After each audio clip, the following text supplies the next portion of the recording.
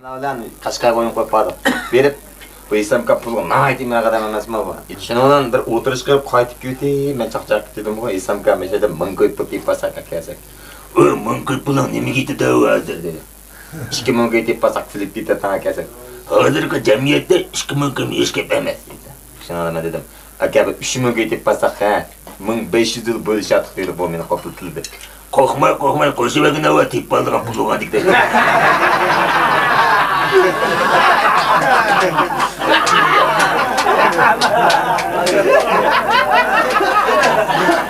Yani bir kuni Qashqarda o'tiribdik SMK bilan.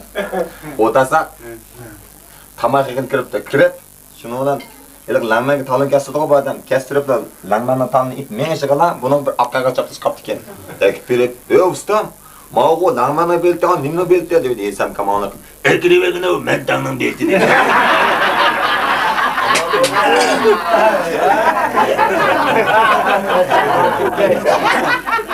Majo, mening cho'ngdadam bek sesib barna qilgan termazmi bu. Shuna bir kuni aydan haqida meni bir ag'inam banda.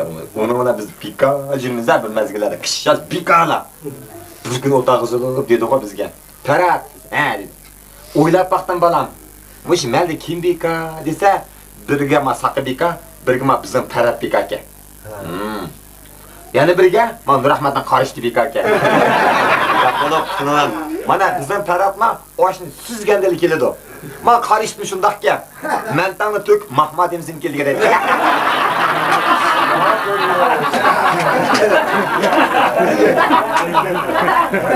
Shuna yana bir kuni bir Qashqarlik odam bizni kiygizib oldi bu odam. Kiygizib Çiniga degan non deganni girvaklab kelib soldi bu odam. Silib to'p-to'piga mo'yindiq silabatib chiniga.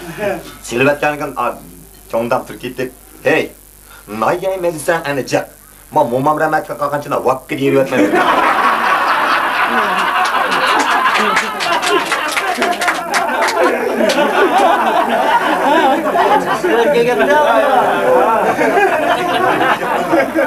Jim, hoş geldiniz. Bir gün bu işin aldığını tutmasam o günde 5 insan gitti.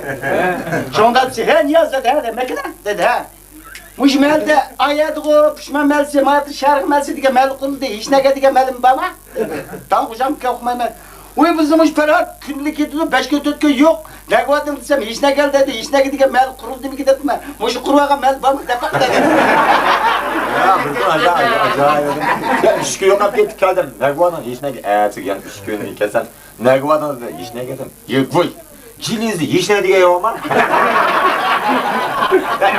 Ama taza hiç iş kamayma yani yerip gitem dedim ki küçük baymamasma taza. Oğul kazandan sonra. Küçükçe uxlagan ekan çoğun pap oxudu. Qo'pa degan ekanlar. Çoğundan sesik panani qildi jama. Voy, o'qatma, mehmon emasmi? Nima qo'yib.